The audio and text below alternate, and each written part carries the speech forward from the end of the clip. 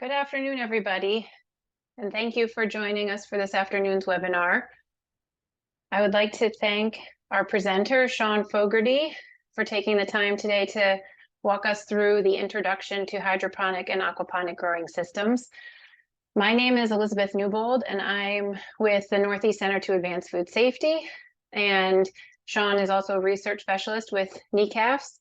We are one of 4 regional centers tasked with the outreach and education of small and very small producers and processors who are impacted by the Food Safety Modernization Acts, both the Produce Safety Rule and the Preventive Controls for Human Foods Rule.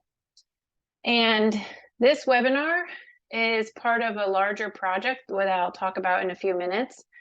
And Sean, if you'll advance the slide, we'll just go through some webinar housekeeping rules. We've been doing this for a long time, so I know all of you know the housekeeping rules for webinars, but please keep yourself muted when not speaking. We're going to hold all of our questions until the end of the presentation. We'll have plenty of time for Q&A at the end. If you do have questions, please put them in the Q&A box. You're also welcome to use the raise hand feature and we can unmute you, but let's go ahead and use the Q&A box to start. And then also this will be recorded and we'll post it to the NECAFS YouTube channel after the webinar is over. And next slide. So just a quick outline for what you're going to hear today. So I'll just quickly go through NECAFS, go through a quick introduction and the work that we're doing, talk a little bit about this webinar. We'll go through, Sean will give a presentation on the introduction to hydroponic and aquaponic system types, and then we'll have Q&A and discussion at the end. And next slide. And so as I mentioned, NECAFS is one of 4 regional centers. We were funded in 2015 to support the outreach and education of producers and processors who are impacted by FSMA. And in the work that NECAFS does, we identify where there are specific food safety needs within our region, the Northeast region, and the area of produce safety and hydroponics and aquaponic operations was identified, and that there was a need for us to develop some educational material to help tailor information specifically to the unique attributes of these operations. And so in response to that, a couple of years ago, we started by developing 5 fact sheets. And the idea of those fact sheets was to take produce safety principles and start to describe how they should be, how to approach their application to specific hydroponic and aquaponic operations. And as a result of that early work, we really discovered that there was a lot more need for educational resource development for this particular audience. And so a year ago, NECAFS received an additional USDA Food Safety Outreach Program grant to continue this work. And this webinar today is a part of that particular FSOP project. And so today we're doing an introduction to hydroponic and aquaponic systems. And you can see here that there is no mention of food safety in the title. And so while there will be some food safety discussion, a lot of this is just to orient the audience to the vast range of different hydroponic and aquaponic systems that are out there and start to answer some questions about how they work and considerations for what you might see when you're out visiting some of these operations or talking with these types of growers. And then next week, also Tuesday at the same time, 2 p.m. Eastern, we will have a hydroponic and aquaponic operations produce safety 101. So thinking about how to apply these produce safety practices to these operations. Next slide. And with that, I will go ahead and turn it over to Sean to describe the goals.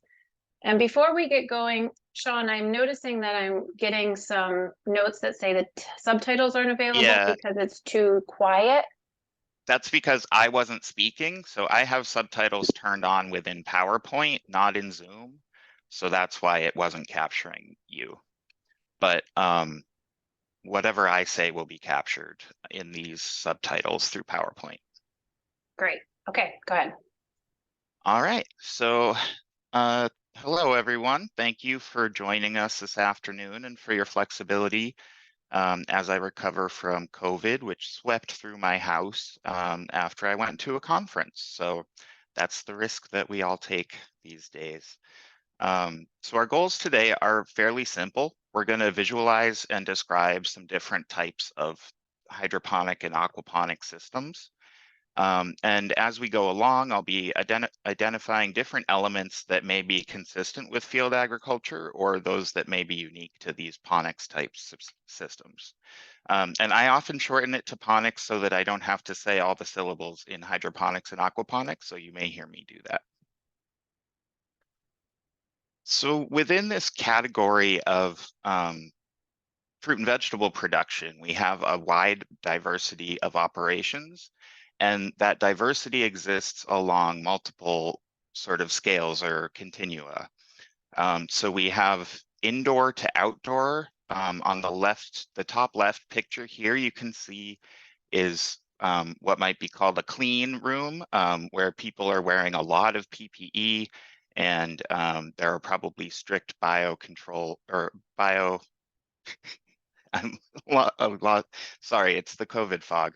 Biosecurity controls. There we go. And then on the top right there, we have a hydroponic operation that is, actually that's an aquaponic operation at the University of the Virgin Islands, and that is mostly outdoors. We have shade covering over the fish tanks that are in the back there, but all of the crop is exposed to the environment. And we have a range of operations in between in things like hoop houses and high tunnels, and then full glass greenhouses. So here's some actual data that we have thanks to Alan Patillo, who did a survey of aquaponic operators for his PhD research. And so in the purple there we have other, but then when we get down to the blue, green, yellow, red, orange, and red, that's a scale from indoors, completely indoor operations in blue, to greenhouse in green, high tunnels in yellow, shade house or a canopy in orange, and then totally outdoors in red. So among aquaponic operators, we had almost 20% that had their plants outside, and then a much larger proportion had some type of covering. So I'm going to cover a lot of different system types within hydroponics. And I'm just saying hydroponic system types here because an aquaponic system is a hydroponic system attached to a recirculating aquaculture system. And so I'll get into that a little bit later. So we'll just start with the hydroponic system types. And as I go through, I'm going to be thinking about and trying to answer these 4 questions here. So how is the plant anchored? How is the water or nutrient solution delivered to the plant roots? And so I want to define nutrient solution. This is the source water, which they may get from a well or a city water source, plus nutrients. And those nutrients can come from the fertilizer salts that are used in traditional hydroponics, or they can also come from fish waste in aquaponics. And there are also some organic hydroponic systems as well that use organic nutrient sources. We'll talk about what crops may typically be chosen or best suited to the type of system, and then some possible some benefits and some possible challenges associated with each type.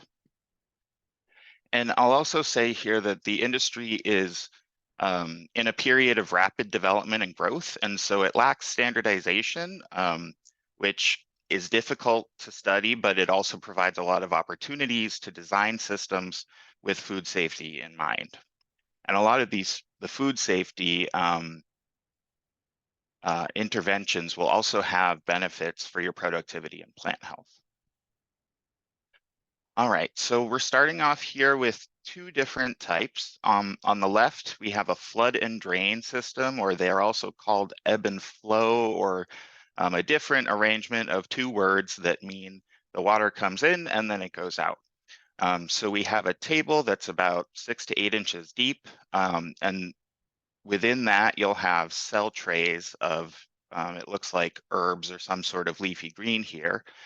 And then you have nutrient solution in the reservoir on the ground, and a pump will flood the table, which just means that it will pump water in to submerge the roots, but not the rest of the produce. And then it will drain back out into the nutrient tank. So it's very simple to put together, and it can be done at a small scale and to produce a lot of produce within a small area. You can see that's very densely planted there. And then for nutrient film technique, we have these plastic channels or gutters or troughs. People call them all sorts of things. They have holes at regular intervals for the plants to sit in, and then the roots will be in that trough and exposed to a thin film of water. So talking about how the plants are anchored in these systems, for the flood and drain, as I mentioned, the plants are usually in cell trays, which look like when you buy a 6-pack of flowers to plant in your garden. And those plants will just remain in the cell trays through their entire growth cycle. Then in the nutrient film technique, though, the seeds will be started in some type of media plug, and this could be a peat mix or a rock wool or foam plug. And some growers also use plastic net pots to hold the roots. And then the seedlings would be transplanted into the holes that you can see along the top of each gutter.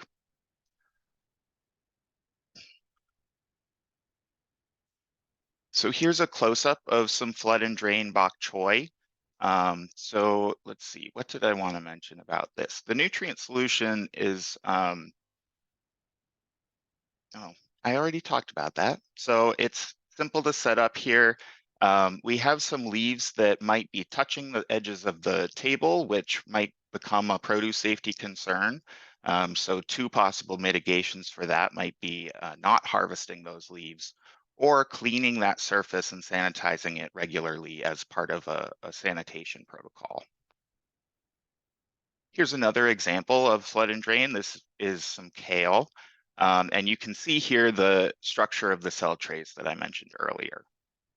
And here we have carrots in flood and drain, which take up almost the entire cell in the cell trays. So we have a peat-based soilless medium, which is commonly called potting soil. And this type of organic media can become a source of produce contamination if it's not managed appropriately.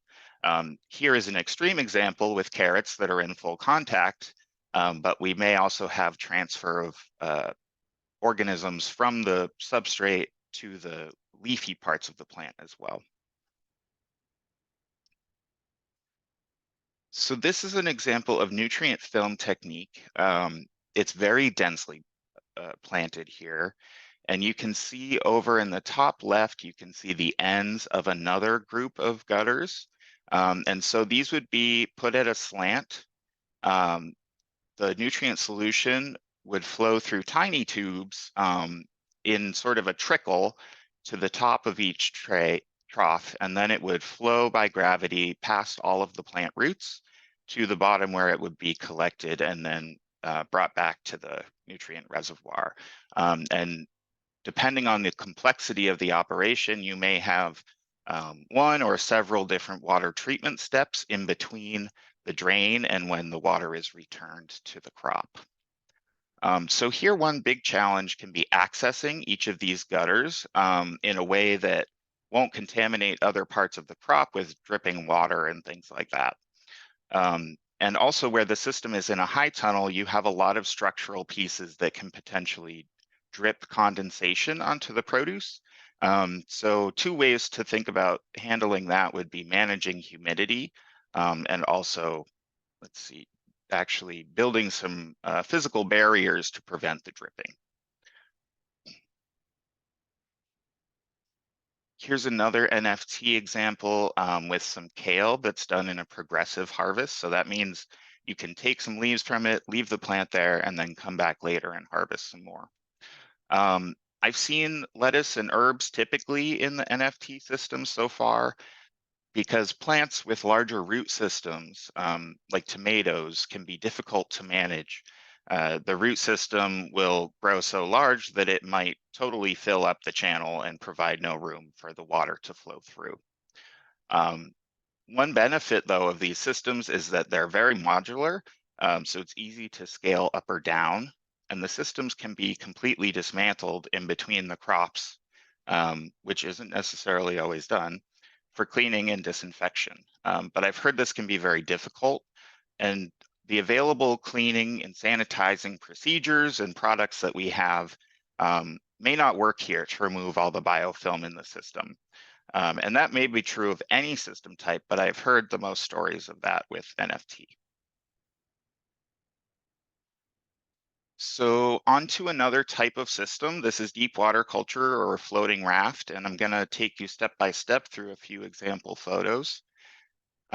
So this is the physical structure of the deep water system. We have beds that are about 10 inches deep, and they hold the nutrient solution. There are aeration stones going down the middle of all of them. This is an aquaponic system, so we also have a fish tank over here. And then you see here the drain lines that return the water to our water treatment. So like in the NFT systems, the seeds for this lettuce would have 2 to 3 weeks before it got to this system. It would be planted in some type of plug that could then be transplanted into these styrofoam rafts. So we have styrofoam rafts that are made commercially, but a lot of operations I've seen also make their own out of materials that you can get at a hardware store. Both of those have cleanability issues and they're pretty fragile. So the foam boards float on 8 to 12 inches of water, and the roots dangle freely into the nutrient solution. Some growers are experimenting with reducing the depth of the water, seeing how much do you actually need here. So you could call these types of systems collectively just floating raft culture and get the deep water out of the name. So crops that are good for this type of system are short cycle here. We have crops that are 2 weeks old, 3 weeks old, 4 weeks old, or 3, 4, 5. So they move through the system pretty quickly.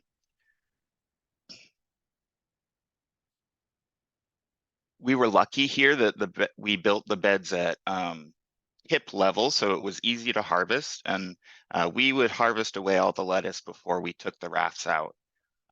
We had a procedure where we would clean and sanitize the rafts after removing all of the roots. And this wasn't for food safety reasons. It was to reduce the accumulation of organic matter on the surfaces. So for that reason, we would also scrub the inside surfaces of the deep water beds when we harvested, and also the inside surfaces of the fish tank. And so all of that organic matter would get filtered through our water treatment system, which I'll return to that idea later. All right, another idea, another hydroponic system concept is just using drip irrigation, which may be familiar. It's been in use for a long time in greenhouse production. And this example uses a rock wool slab as the medium. So this is an inorganic substance that's produced in a fairly unsustainable way, and there's no way to recycle it, but it works very well in this type of system. So here we have the tomato would have been planted in this rock wool sort of plug, you could call it. That plug would fit into a spot on another rock wool slab, and then a drip emitter would be inserted into the media to provide nutrient solution to the tomato plants. Here's a wider perspective, so you can actually see what the system looks like in production. We have someone up on a scissor lift tending to the plants. And so we have some equipment in ponics production that might not exist out in the field. And you can see these tomato plants are all trellised up using string that's tied up to the roof or to the structure.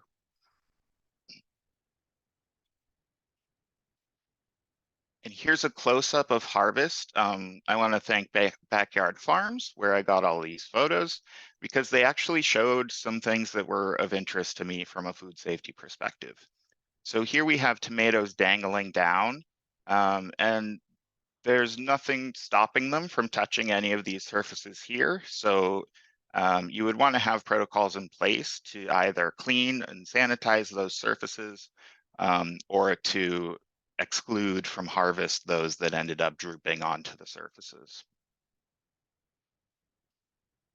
Here's a much smaller example in a research greenhouse of the drip irrigation.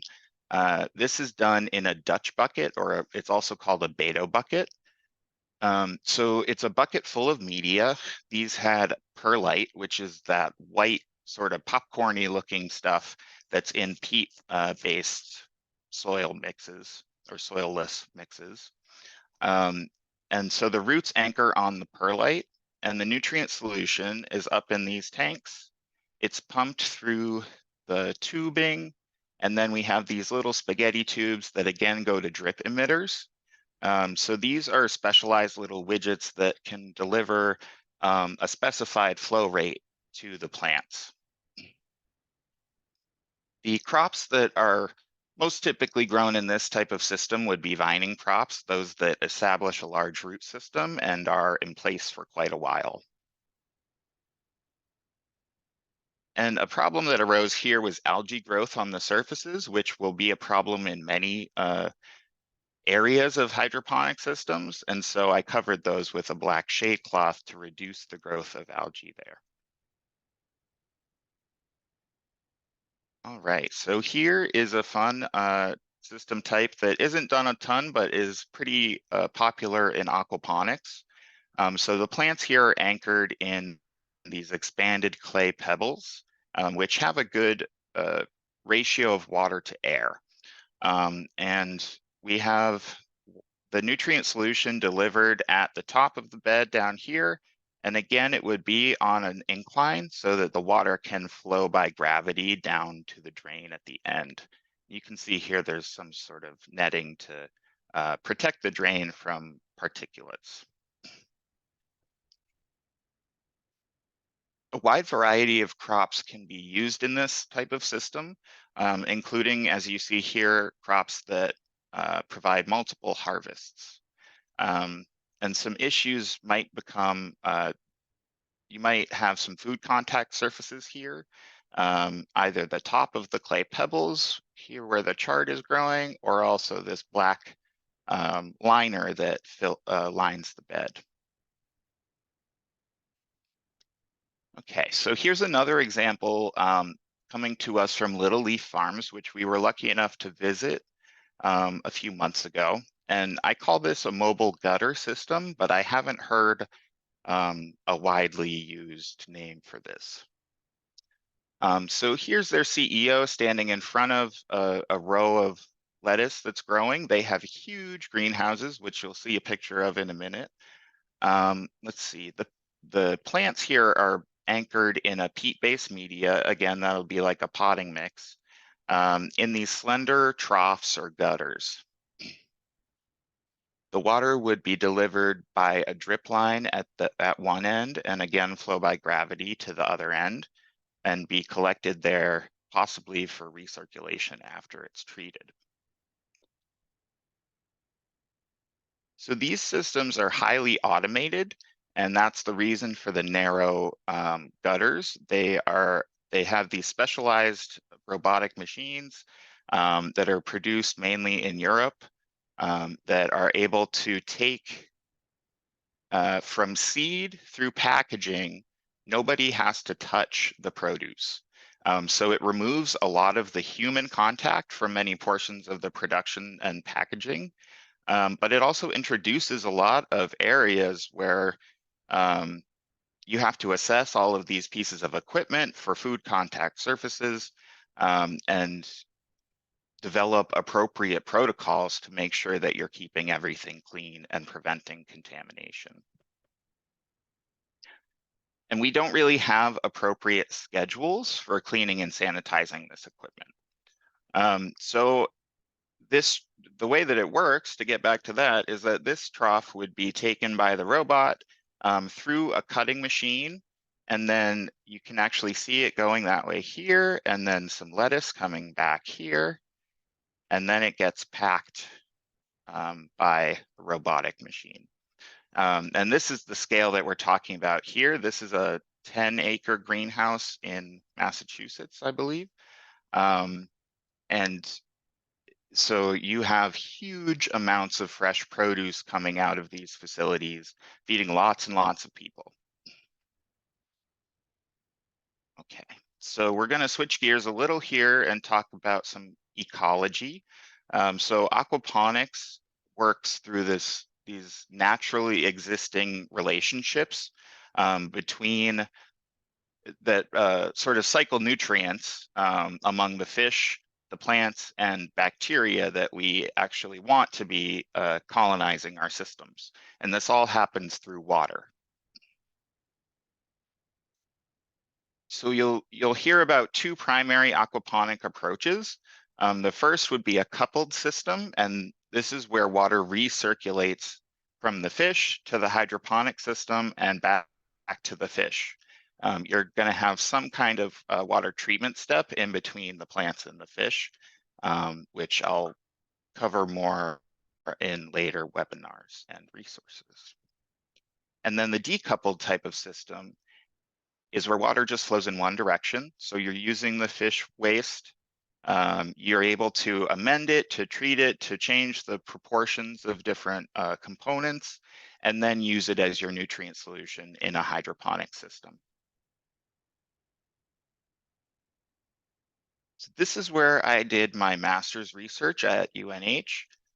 So these were experimental systems, but they were built at a near commercial scale so that we could replicate the processes that happened in a commercial aquaponic system. So we've, as I described before, we've got the grow beds here, and then on the side here, we have fish tanks where we grew tilapia. I've talked about water treatment a few times, and this is our water treatment system. So the effluent from the hydroponic and the fish units would come up here. It would go through a drum filter that takes out all of the particulate matter, and then back to our sump, which has a side loop that is the biofilter. And so this does nitrification, which converts the ammonia from fish gills into nitrate, which is the preferred form for plants to take up nitrogen. All right, so a little bit on the fish in aquaponics and how they might contribute to produce safety considerations. We'll talk about this a lot later in next week's webinar. But just in general, fish don't typically host human enteropathogens, and that means gut pathogens that make us sick. And the concentrations of human pathogens in fish feces found through research generally reflects the concentrations of those pathogens in the environment. So we don't have human pathogens taking residence within the fish gut. It's just sort of flowing through. So the fish in aquaponics don't pose a direct produce safety hazard. However, their waste is rich in nutrients, and it could provide habitat for any introduced pathogens if it's not managed properly and cross-contamination is not prevented. So I'll talk about this all much more next week.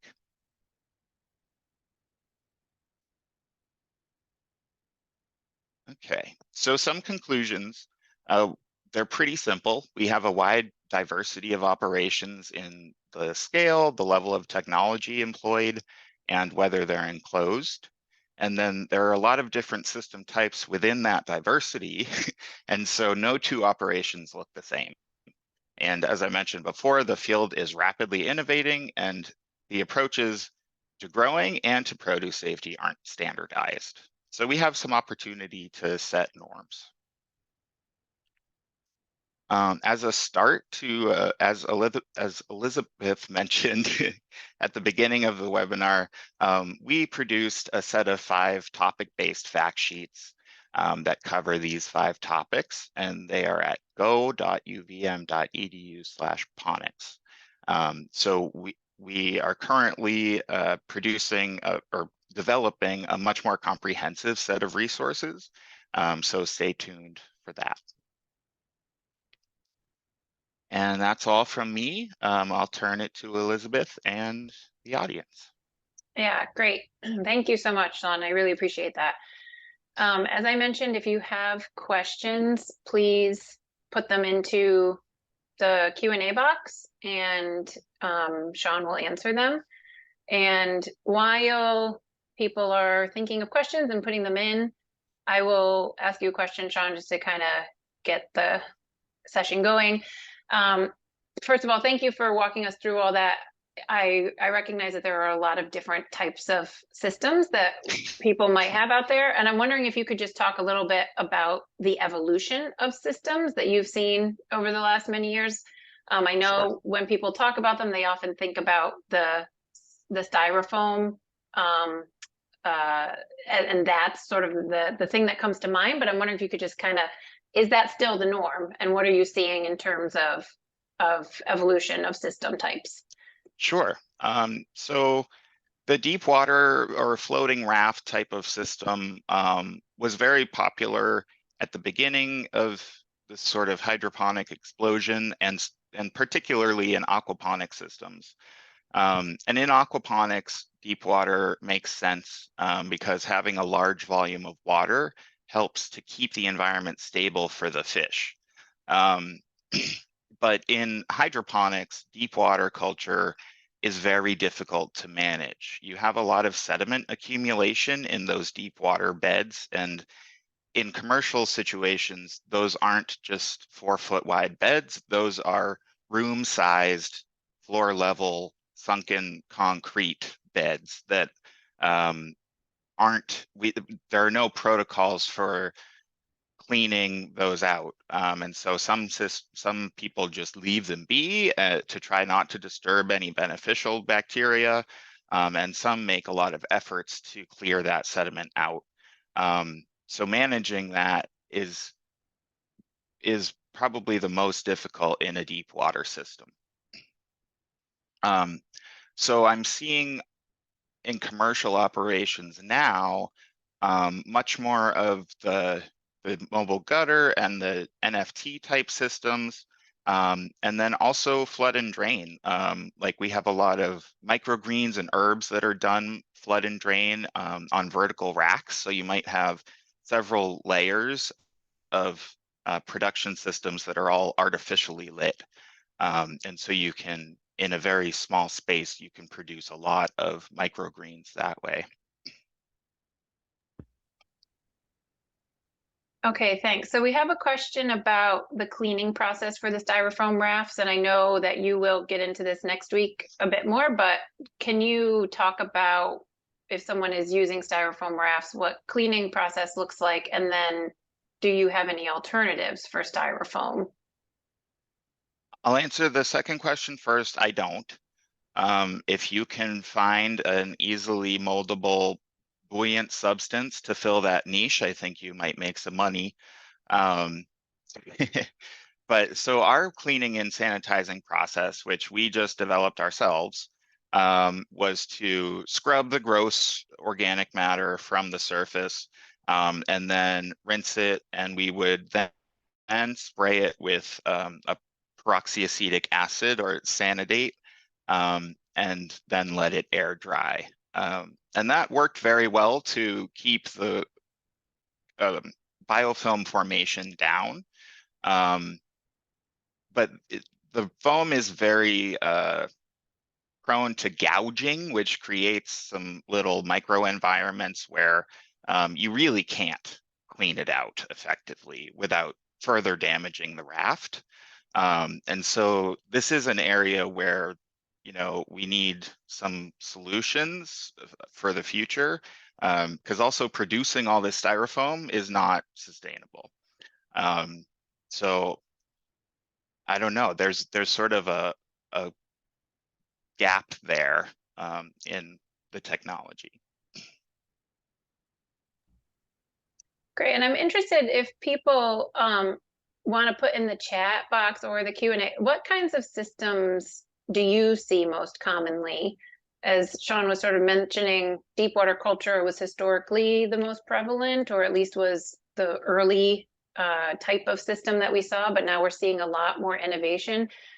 Can you put into the chat what kinds of systems you're seeing when you're working with growers? I think that would be interesting. And maybe also what state you're from to give us a sense of maybe it's regional in distribution or not. Just sort of interested. That could be good to see. All right, so another question is a public health water issue in Baltimore, and cryptosporidium was found in their water.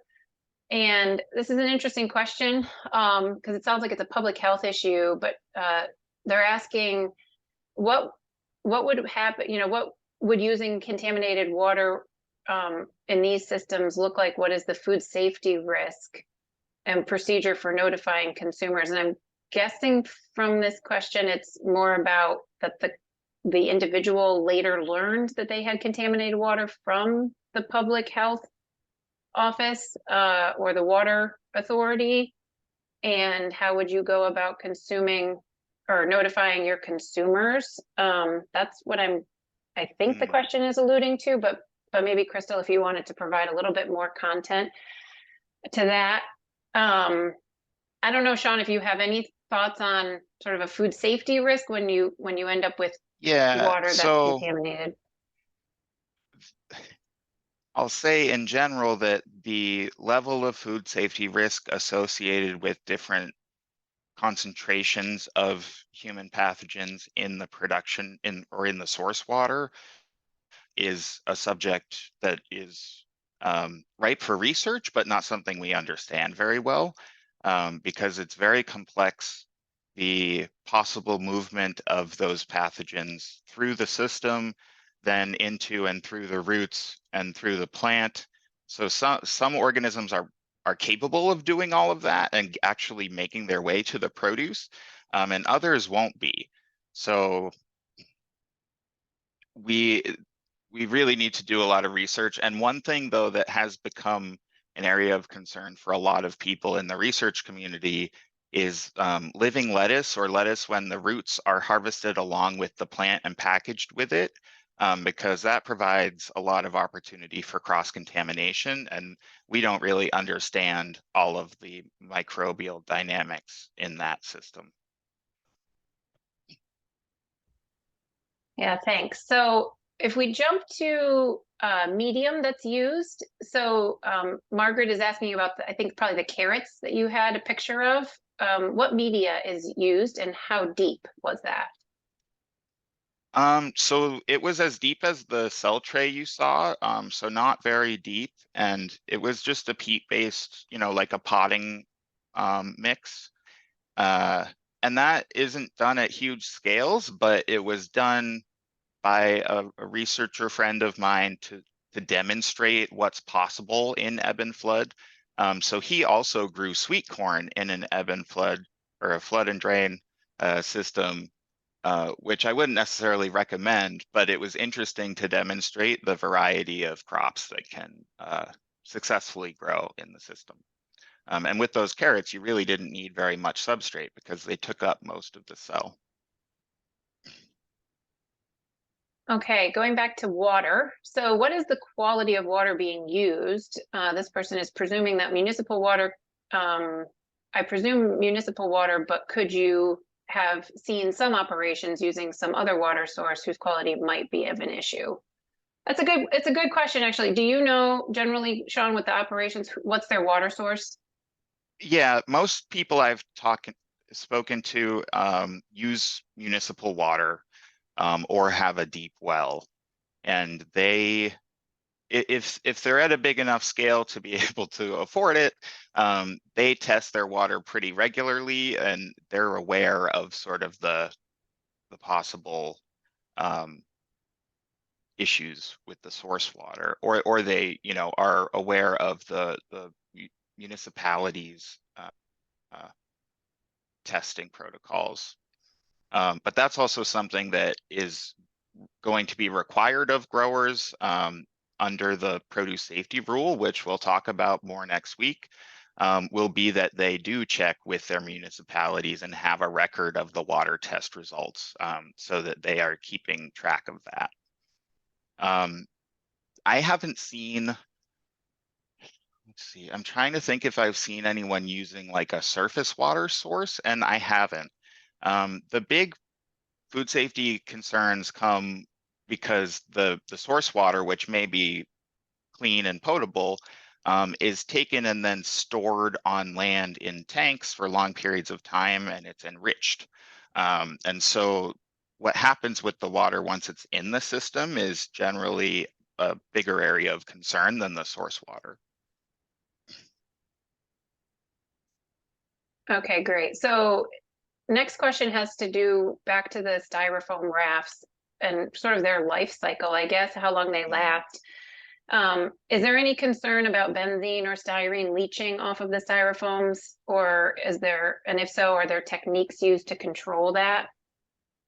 I know nothing about the possible chemical contaminants from those materials, but it's something that I'm really curious about. There's a company that sells most of the rafts that I've seen in commercial operations, and I would assume at the volume that they're doing business that they have checked into that. But I don't actually know. That's a good question to ask Beaver Plastics. Do you know Yeah. how often they're generally replaced, Sean? Like, what's the life I cycle? mean, in our systems, they lasted 2 years, and we could have kept using them for 2 more years. I mean, they would continue to get more dinged up, but since our processes kept down any like accumulation of organic growth, it wasn't really a problem. I think it would just sort of happen gradually as the rafts become damaged to the point that they are not usable. But because I've also seen like pieces of rafts being used, and as I mentioned, people will use insulation that you can get at Home Depot or Lowe's, and then just drill holes into that. And so I really don't know what could be leaching into the water from those types of rafts. And I think as this research area becomes better funded, we'll be able to ask some of those questions at a research level. Okay, thanks. If we're turning now to the fish and fish health, in terms of fish health, what are some other issues that we should look for in terms of FSMA food safety? So fish health is a good indicator that you're managing your water quality well. And so you would want to have in place protocols for scouting for fish health regularly, which is really just a visual inspection. And you would sort of have guiding images that tell you what a sick fish looks like versus a healthy fish, depending on what type of fish you're growing. The produce safety issues for me mainly come from the solid fish waste that's concentrated as it's filtered out of the system. And I'll talk about that more next week, I guess. But as far as issues that the fish may contribute, they may have some natural, Aeromonas and Pseudomonas, other opportunistic human pathogens that can be associated with them. And so you would want to be aware if you have any immunocompromised people working in the area, or a pregnant person in your operation. So you would want them to have appropriate protective equipment to prevent them from possibly catching anything opportunistic. But for healthy people, the fish don't really pose any direct produce safety threat. But it has been, I think it's been clarified by the FDA that they do want to see a physical separation between the fish and plants, so you don't have them growing in the same space. And that can look very different depending on the scale. It doesn't have to be a different room. It can just be some sort of physical barrier. Okay, so this is a good segue. Another question was about the recirculation of water. So are all systems that you showed recirculating the water? And if yes, do they drain and refill at some point? Yeah, so most of them can recirculate the water. I would say the drip irrigation are going to be the least likely to collect any drainage from the plants. Because with drip irrigation, you can really tune the amount of water you're delivering to the plant so there isn't any excess. So any drainage from that would be very minimal if you had it set up that way. And as far as dumping and sort of restarting with your nutrient solution, there are many different approaches to that among operators. And there is no standardization of when to do that, but it's usually done based on the nutrient concentrations. They'll get a test that will show all of the different plant nutrients, and then they would readjust the solution based on that. But as far as replacing all of the water goes, that's a grower by grower decision, and we don't really have any guidance about that. Okay. Another question was, who grew corn? So actually, this is a good question about what are the different crops? It looks like you can grow just about anything, but what are we seeing, and who tried the corn? So that was Peter Conjoyan. He's a private researcher in Andover, Massachusetts. He's a great guy. He was on my committee for my master's degree. So if you're in that neck of the woods, I would give him a holler, and I'm sure he would show you his operation. He has a lot of interesting research going on about biofilms and sanitizer use in hydroponic systems. So I actually need to catch up with him about that. But yeah, as far as what crops are grown, I typically see lettuce, leafy greens, herbs, tomatoes, and other vining crops. And that's about it.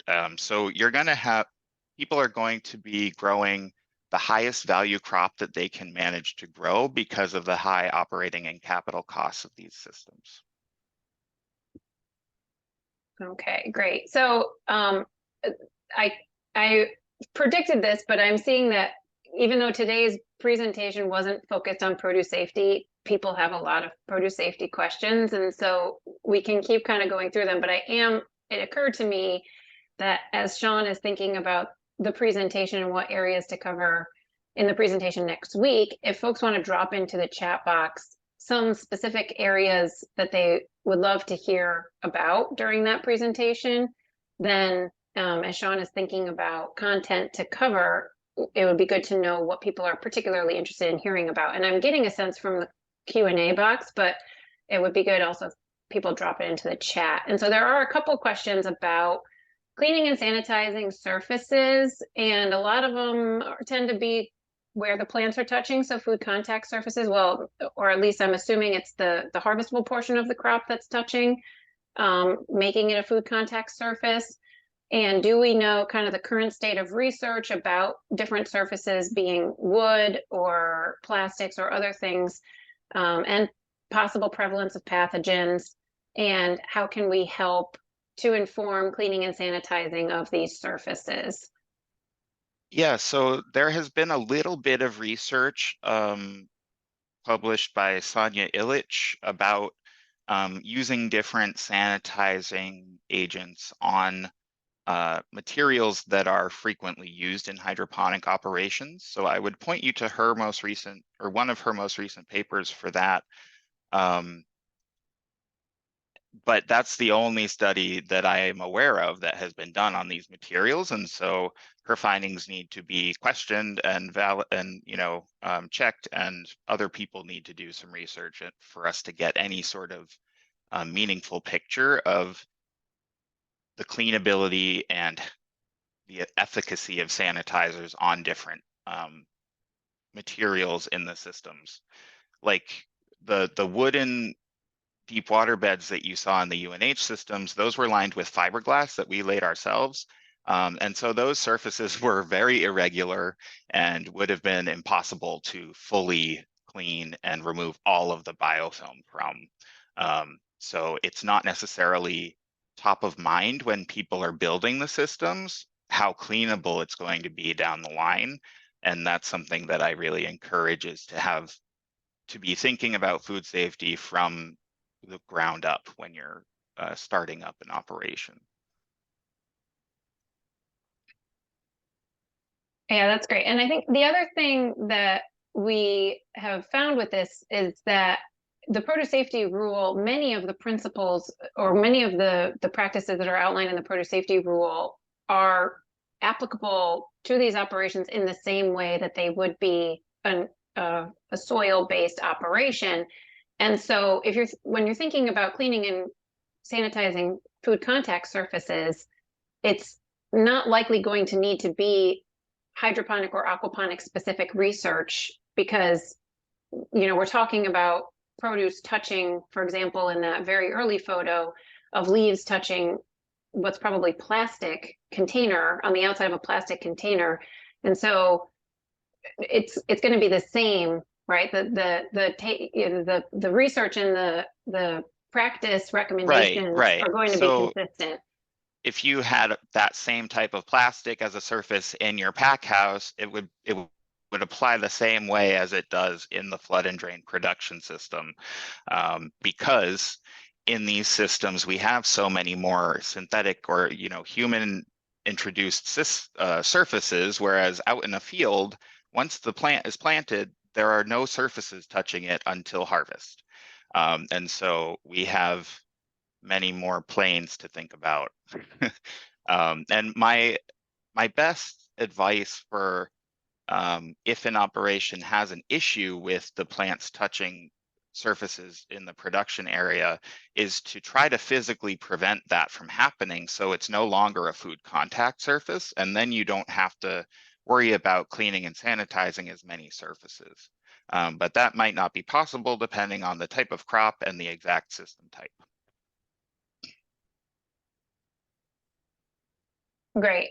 And Rob, I see you've turned on your camera and raised your hand. Do you want to unmute and ask a question? Yeah, I attended a well, it was a weekend educational thing by BioNova, and I know it's a little bit different, but they're in the business of creating natural swimming pools which use natural water treatment instead of chemicals or salt or anything like that for swimming pools. And as far as addressing the issue of pathogens, what they said was that in these systems that use forms of biofiltration, like aerated water from the pool that flows through gravel and that sort of thing. And they said that in those conditions, that the beneficial microbes, they said they don't necessarily eat the pathogens, but because there's, laws concerning that as well. For swimming pools, it has to meet certain criteria of not having too many pathogens and stuff like that by law. But they said that the beneficial bacteria, like the nitrobacter, for example, don't necessarily consume the pathogens, but that they outcompete them. And so that they said it's not an issue. Yeah. So does that not cross over into hydroponic and aquaponic operations as well? Yeah, it definitely does. I would say there has been no research on the biofilters that are used in hydroponics and in recirculating aquaculture, on their ability to reduce human foodborne pathogen populations. But it is definitely true that if your system is colonized with things like nitrobacter and the beneficial bacteria, then that removes niche space for potential pathogens to take over within the ecosystem. And so that's one reason that I recommend people to filter out as much of the organic matter as they can, because that will create conditions that are more conducive to the growth of the beneficial bacteria, which don't consume organic carbon, versus the pathogens which would consume organic carbon if it's available. Does that make sense? Yeah. Okay. Thank you. That's interesting. Yeah. Okay, you have another question, Sean, about water quality and maintaining the quality of water during use. Can pathogens grow in that water, and how would pathogens get into the water in the first place? And then are there GAPS resources that are available related to water quality and maintaining water quality? This as in a CEA setting, but as you pointed out in the early pictures, not all of these operations are in controlled environment. Yeah. Spaces. So on the last question, there's an organization, RII, Resource Innovation Institute, I think, that recently published a CEA water circularity guidance document. I haven't dived into that yet because it's relatively new, but that would be probably your best guidance document, so that's available so far. Water quality is, let's see, could you repeat the first two questions actually, Yeah, Elizabeth? so what steps should an operation take to maintain quality of water during use? What pathogens grow in the water, and how would they get there Yeah. in the first place? So I'll start with how they would get there. That would be through either human introduction, and so that would be, you know, a hygiene issue, or through animals, which could include birds, rodents, anything that might be able to access your growing area. So pest exclusion is very important in indoor operations, and then monitoring for wildlife if you're outdoors and being very aware of that is important. So the way that water quality is maintained is basically through strict hygiene and biosecurity protocols, and then also through the water treatment steps. So you might have physical filtration, you might have a UV light-based system that reduces microbial growth, although that's dubious how useful that might be. Ozone can also be used to oxidize any microbes that might be in the water.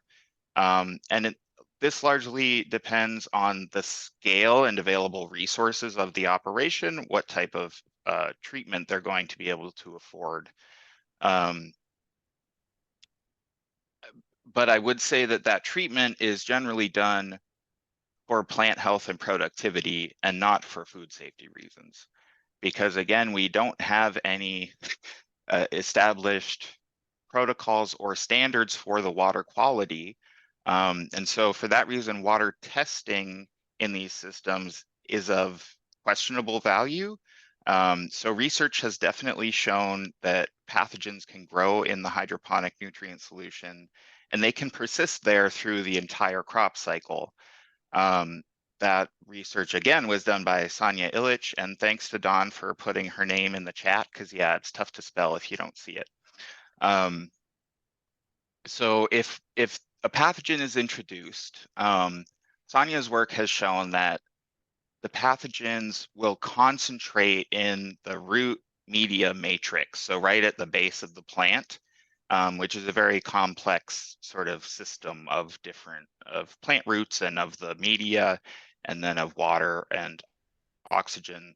And so you have a lot of niches there where pathogens can concentrate.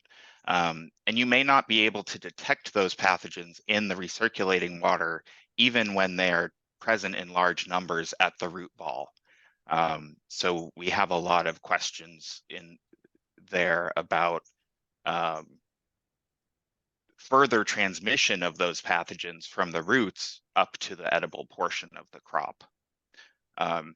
So yeah, it's mostly biosecurity and hygiene that keeps the contamination out, and that includes pest exclusion. Okay, thank you so much, Sean. So we got through all of the questions, and it's 3 o'clock, so we'll wrap up. And I appreciate everybody for joining us today. And just a quick reminder, we will dive more into food safety and produce safety in hydroponic and aquaponic operations during the webinar next week. Same place, same time. So Tuesday, the 17th at 2 p.m. And again, this is recorded and will be on the YouTube channel for NECAFs afterwards. And thank you all for joining. And thank you again, Sean. Everyone, thanks and have a great day. Thanks, everyone.